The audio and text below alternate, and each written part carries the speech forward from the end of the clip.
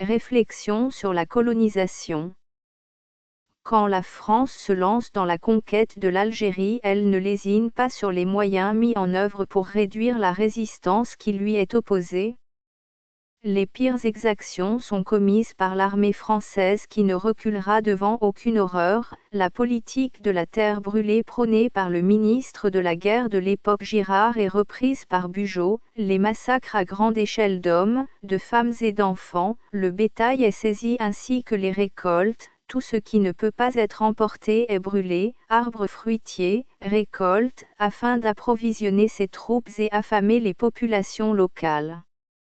Le summum de l'horreur est atteint avec la pratique des enfumades, qui consistait en réalité à gazer des centaines de personnes qui se réfugiaient dans des grottes pour fuir les exactions de l'armée française.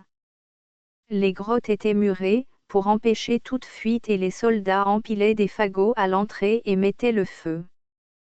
Les gaz dégagés par la fumée asphyxiaient tous ceux qui se trouvaient dans les grottes et ils étaient condamnés à une mort horrible. La seule différence avec les fameuses chambres à gaz, que l'armée nazie a utilisées un siècle plus tard, réside dans le fait que les gens coincés dans les grottes avaient la chance de mourir, dans d'atroces souffrances certes, mais en famille avec en prime leurs animaux de compagnie et leur bétail. Selon des historiens français comme Gilbert Meignet, spécialiste de l'Algérie, la conquête du pays a coûté à l'Algérie le tiers de sa population. Faites vos comptes, sur une population estimée à l'époque entre 3 et 5 millions. L'objectif avoué et largement documenté de cette conquête et de ces méthodes barbares était d'exterminer, ou à défaut de chasser le plus loin possible les Algériens pour faire venir des Européens auxquels on offrirait les terres. La comparaison avec l'armée nazie ne s'arrête pas là, n'en déplaise à certains Français qui refusent de voir la réalité. En effet, durant la guerre d'Algérie, l'armée a utilisé la torture à grande échelle, les bombardements au napalm, la destruction de villages entiers, les exécutions sommaires, les massacres de masse en guise de punition collective, le viol quasi systématique, l'humiliation des populations, les déportations de populations et leurs parquage dans des camps de concentration, même si la France, utilisant un euphémisme, parlait de camps de regroupement. Un autre sujet brûlant oppose aujourd'hui l'Algérie et la France, il s'agit de la pollution du Sahara lors des essais nucléaires. Cette dernière n'a jamais voulu transmettre la carte des sites contaminés et d'enfouissement des déchets nucléaires. Quand on sait que ces déchets hautement radioactifs ont une durée de vie de 24 000 ans. Un véritable cadeau empoisonné pour l'Algérie. Aujourd'hui, certaines voix s'élèvent pour tenter d'informer le public sur les crimes commis par l'armée française durant la colonisation. Elles sont immédiatement stigmatisées et leurs auteurs cloués au pilori médiatique, dont ils disparaissent à jamais, par la grâce de négationnistes et autres nostalgiques de la grandeur de l'Empire français. Autre comparaison qui semble inacceptable aux yeux et aux oreilles de l'intelligentsia et des politiques français, le parallèle entre la colonisation de l'Algérie et la colonisation de la Palestine ou encore entre le nazisme et le sionisme. J'avoue pour ma part ne voir aucune différence, mais ce texte me permettra peut-être de lancer un vrai débat sur la question. Mea culpa, petite différence, les nazis n'ont jamais eu pour projet de chasser les populations des pays qui l'envahissaient, ils se contentaient de les occuper et de placer à leur tête des locaux subordonnés, à l'image du gouvernement de Vichy. Quand la France a colonisé l'Algérie, les politiques, les intellectuels et les médias soutenaient cette colonisation et avouaient publiquement la volonté affichée d'exterminer, ou à défaut de chasser, le peuple algérien pour le remplacer par un peuple européen. Que fait Israël depuis sa création ?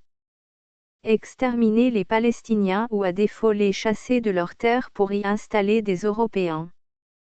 La France, comme le fait Israël aujourd'hui, a saccagé, ravagé, pillé, exproprié, détruit les cultures, arraché les arbres fruitiers, affamé les populations, violé, torturé, emprisonné en toute impunité. La volonté d'extermination est clairement exprimée par le ministre de la Guerre de l'époque M. Girard, cité par René Vauthier dans son film « Déjà le sang de mai ensemençait novembre, il faut se résigner à refouler au loin, à exterminer même la population indigène ». Le ravage, l'incendie, la ruine, sont peut-être les seuls moyens d'établir solidement notre domination.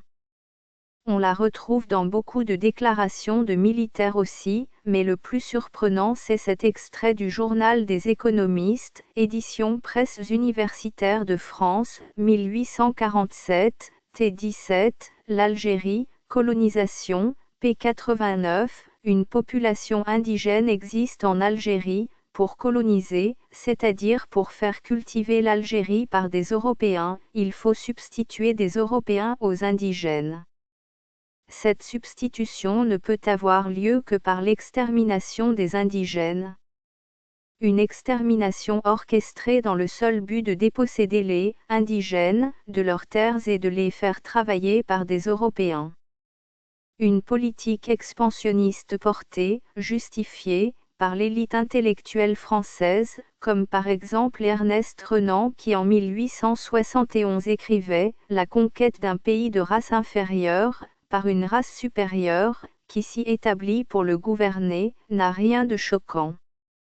La nature a fait une race d'ouvriers, c'est la race chinoise, d'une dextérité de main merveilleuse, sans presque aucun sentiment de l'honneur, une race de travailleurs de la terre, c'est le nègre, une race de maîtres et de soldats, c'est la race européenne. » Ou encore Victor Hugo qui, le 18 mai 1879, dans un discours lors d'un banquet commémoratif de l'abolition de l'esclavage tint ces propos, « Quelle terre que cette Afrique ! L'Asie a son histoire, l'Amérique a son histoire, l'Australie elle-même a son histoire, l'Afrique n'a pas d'histoire. » Ou encore, cette Afrique farouche n'a que deux aspects, peuplée, c'est la barbarie, déserte, c'est la sauvagerie. Plus loin, au XIXe siècle, le blanc a fait du noir un homme, au XXe siècle, l'Europe fera de l'Afrique un monde. Alors oui, la colonisation de l'Algérie n'a été que pur bonheur pour les colons qui y ont amassé des fortunes et vécu un véritable Éden, mais elle n'a été que larmes, sang et ruine pour les Algériens, et c'est exactement la même chose pour la Palestine. Alors oui, les nazis se sont comportés comme l'armée française que les sionistes imitent à la perfection. Rachid Amou